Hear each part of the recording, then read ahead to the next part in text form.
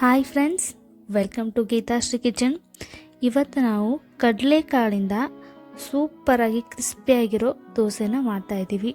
ಹೆಲ್ದಿಯಾಗಿರೋ ದೋಸೆ ತುಂಬಾ ಬೇಗ ಮಾಡ್ಕೋಬೋದು. ಬನ್ನಿ ಹೇಗೆ ಮಾಡೋದು ಅಂತ ನೋಡೋಣ. ನಾನು ಒಂದರಿಂದ ಒಂದೂವರೆ ಬಟ್ಲಷ್ಟು ಕಡಲೆಕಾಳನ್ನು ಓವರ್ನೈಟ್ ನೆನೆಸಿಟ್ಕೊಂಡಿದ್ದೆ. ನೀವು ಬೇಕಾದರೆ 4ರಿಂದ 5 ಗಂಟೆ ನೆನೆಸಿದ್ರೂ ಸಾಕಾಗುತ್ತೆ. ತುಂಬಾ ಪ್ರೋಟೀನ್ ಇರುವಂಥ ಈ ಕಡಲೆಕಾಳು ಮಕ್ಕಳಿಗೂ ಕೂಡ ಆರೋಗ್ಯಕ್ಕೆ ತುಂಬಾ ಒಳ್ಳೆಯದು. ಇದನ್ನು ನಾನು ಗ್ರೈಂಡರ್ ಜಾರ್ಗೆ ಹಾಕೋತಾ ಇದ್ದೀನಿ. ಇದನ್ನು ಗ್ರೈಂಡ್ ಮಾಡ್ಕೋಬೇಕಾಗತ್ತೆ ಫೈನ್ ಪೇಸ್ಟಾಗಿ. ಇದಕ್ಕೆ ನಾನು ಅರ್ಧ ಕಪ್ಪಷ್ಟು ರವೆನ ಹಾಕೋತಾ ಇದ್ದೀನಿ. ಬಾಂಬೆ ರವೆ ಹಾಕೋತಾ ಇದ್ದೀನಿ. ನಿಮ್ಮ ಹತ್ರ ಯಾವುದು ಅವೈಲೇಬಲ್ ಇರುತ್ತೋ ಆ ರವೆನ ಹಾಕೋಬೋದು. ಅರ್ಧ ಬಟ್ಲಷ್ಟು ಮೊಸರನ್ನ ಹಾಕ್ಕೊಂಡಿದ್ದೀನಿ. ಎಷ್ಟು ರವೆ ತೊಗೊಂಡಿದ್ದೀನಿ ಅಷ್ಟು ಮೊಸರು ಹಾಕ್ತಾಯಿದ್ದೀನಿ. ಹಾಗೆ 1 ಬಟ್ಲಷ್ಟು ಅದೇ ಬಟ್ಲಲ್ಲಿ ನೀರನ್ನ ಹಾಕ್ತಾಯಿದ್ದೀನಿ. ರುಚಿಗೆ ತಕ್ಕಷ್ಟು ಉಪ್ಪನ್ನು ಕೂಡ ಇಲ್ಲೇ ಸೇರಿಸ್ತಾ ಇದ್ದೀನಿ. ಚೆನ್ನಾಗಿ ಮಿಕ್ಸ್ ಆಗುತ್ತೆ. ಹಾಗೆ 2 ಹಸಿ ಮೆಣಸಿನ್ಕಾಯಿ, 1 ಇಂಚಷ್ಟು ಹಸಿ ಶುಂಠಿನ ಹಾಕ್ತಾಯಿದ್ದೀನಿ. ಟೇಸ್ಟ್ ತುಂಬಾ ಚೆನ್ನಾಗಿರುತ್ತೆ. ಟ್ರೈ ಮಾಡಿ, ಇದನ್ನು ಸ್ಕಿಪ್ ಮಾಡಬೇಡಿ.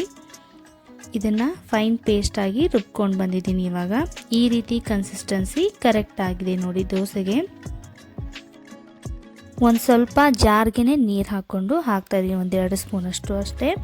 ಇವಾಗ ಇದಕ್ಕೆ ಒಂದು ಒಳ್ಳೆ ರಾಯ್ತಾನ ಮಾಡ್ಕೊಳ್ಳೋಣ. ಚಟ್ನಿಗಿಂತ ಇದು ತುಂಬ ಚೆನ್ನಾಗಿರುತ್ತೆ. 1-2 ಹಸಿಮೆಣಸಿನ್ಕಾಯಿ, ಸ್ವಲ್ಪ ಕರಿಬೇವು, ಬೆಳ್ಳುಳ್ಳಿ ಸ್ವಲ್ಪ 1 ಸ್ಪೂನ್ ಜಾಸ್ತಿ ತೊಗೊಳ್ಳಿ. ಹಾಗೆ 1 ಪಿಂಚಷ್ಟು ಉಪ್ಪು, 2 ಸ್ಪೂನಷ್ಟು ಟೇಬಲ್ ಸ್ಪೂನ್ ಮೊಸರನ್ನ ಹಾಕ್ತಾಯಿದ್ದೀನಿ. ಅಂದರೆ ಇದಷ್ಟೇ ಗ್ರೈಂಡ್ ಆಗೋಲ್ಲ, ಅದಕ್ಕೋಸ್ಕರ ಹಾಕ್ತಾಯಿದ್ದೀನಿ. ಈ ಬೆಳ್ಳುಳ್ಳಿ ಹಸಿಮೆಣಸಿನ್ಕಾಯಿದು ಟೇಸ್ಟ್ ತುಂಬಾ ಚೆನ್ನಾಗಿರುತ್ತೆ. ಒಂದು ರೀತಿ ಚಟ್ನಿ ಥರ ಇರುತ್ತೆ. ರಾಯ್ತ ತುಂಬ ಚೆನ್ನಾಗಿರುತ್ತೆ.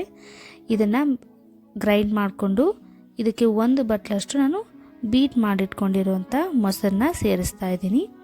ಫ್ರೆಶ್ ಮೊಸರು. ಇದಕ್ಕೆ ತುರಿದಿಟ್ಕೊಂಡಿರುವಂಥ ಸೌತೆಕಾಯಿನೂ ಕೂಡ ಹಾಕ್ತಾಯಿದ್ದೀನಿ. ತುಂಬಾ ಟೇಸ್ಟ್ ಚೆನ್ನಾಗಿರುತ್ತೆ. ಹಾಗೆ ಹೆಲ್ದಿಯಾಗೂ ಇರುತ್ತೆ. ಡಯಟ್ ಮಾಡೋರಿಗಂತೂ ತುಂಬಾ ಒಳ್ಳೆಯ ಫುಡ್ ಇದು. ಖಂಡಿತವಾಗ್ಲೂ ಟ್ರೈ ಮಾಡಿ.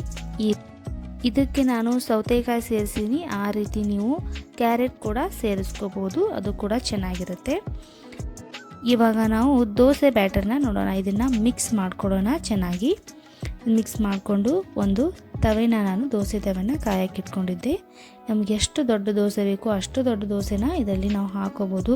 ತುಂಬಾ ಕ್ರಿಸ್ಪಿಯಾಗಿ ರೆಡಿ ಆಗುತ್ತೆ. 1 ಸ್ಪೂನಷ್ಟು ಆಯಿಲ್ ಹಾಕೊಳ್ಳೋಣ ಮೇಲೆ. ಬೇಕಾದರೆ ನೀವು ತುಪ್ಪ ಕೂಡ ಹಾಕೋಬೋದು.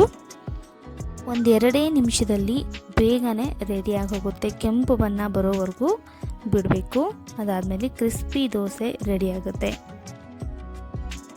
ಫ್ರೆಂಡ್ಸ್, ನೀವೇನಾದರೂ ನಮ್ಮ ಚಾನೆಲ್ನ ಫಸ್ಟ್ ಟೈಮ್ ವಿಸಿಟ್ ಮಾಡ್ತಾಯಿದ್ರೆ ಪ್ಲೀಸ್ ನಮ್ಮ ಚಾನೆಲ್ನ ಲೈಕ್ ಮಾಡಿ, ಶೇರ್ ಮಾಡಿ, ಕಮೆಂಟ್ ಮಾಡಿ, ಹಾಗೆ ಸಬ್ಸ್ಕ್ರೈಬ್ ಕೂಡ ಮಾಡ್ಕೊಳ್ಳಿ. ನೋಡ್ತಾ ಇರ್ಬೋದು ದೋಸೆ ಇವಾಗ ರೆಡಿ ಆಗಿದೆ. ಅಷ್ಟೊಂದು ಕ್ರಿಸ್ಪಿಯಾಗಿ ಬಂದಿದೆ. ನೋಡ್ತಾ ಇರ್ಬೋದು. ಕಲರ್ ಕೂಡ ನೋಡ್ಬೋದು. ಯಾವ ಹೋಟೆಲ್ನಿಗೂ ಕೂಡ ಕಮ್ಮಿ ಇಲ್ಲ ಅನ್ಬೋದು. ಇವಾಗ ಅದೇ ರೀತಿ ನಾನು ಎಲ್ಲ ದೋಸೆಗಳನ್ನು ಹಾಕಿ ರೆಡಿ ಮಾಡ್ತಾಯಿದ್ದೀನಿ. ಈ ದೋಸೆನ ಮಾಡ್ಕೊಳ್ಳೋದು ತುಂಬಾ ಈಸಿ ಅನಿಸಿರ್ಬೋದು ಅಲ್ವಾ? ಅಕ್ಕಿ ರುಬ್ಬೋದು ಬೇಡ, ಉದ್ದಿನ ಬೇಳೆ ನೆನೆಸೋದು ಬೇಡ. ತುಂಬಾ ಈಸಿಯಾಗಿ ಬರೀ ಕಡಲೆಕಾಳಿಂದನೇ ಒಂದು ಹೆಲ್ದಿಯಾಗಿ ಕ್ರಿಸ್ಪಿಯಾಗಿರೋ ದೋಸೆನ ರೆಡಿ ಮಾಡ್ಕೋಬೋದು. ಬನ್ನಿ ಇದನ್ನು ಸರ್ವಿಂಗ್ ಪ್ಲೇಟ್ಗೆ ಸರ್ವ್ ಮಾಡೋಣ. ಇದನ್ನು ಸರ್ವಿಂಗ್ ಪ್ಲೇಟ್ಗೆ ಸರ್ವ್ ಮಾಡ್ತಾಯಿದ್ದೀನಿ. ಈ ರೆಡಿ ಮಾಡಿರೋ ರಾಯ್ತ ಜೊತೆಗೆ ತುಂಬಾ ಟೇಸ್ಟಿಯಾಗಿರುತ್ತೆ. ಈ ರಾಯ್ತಾನ ನೀವು ಬೇಕಾದರೆ ಪರೋಟ ಜೊತೆಗೂ ಕೂಡ ಯೂಸ್ ಮಾಡ್ಕೋಬೋದು. ಖಂಡಿತವಾಗ್ಲೂ ಟ್ರೈ ಮಾಡಿ.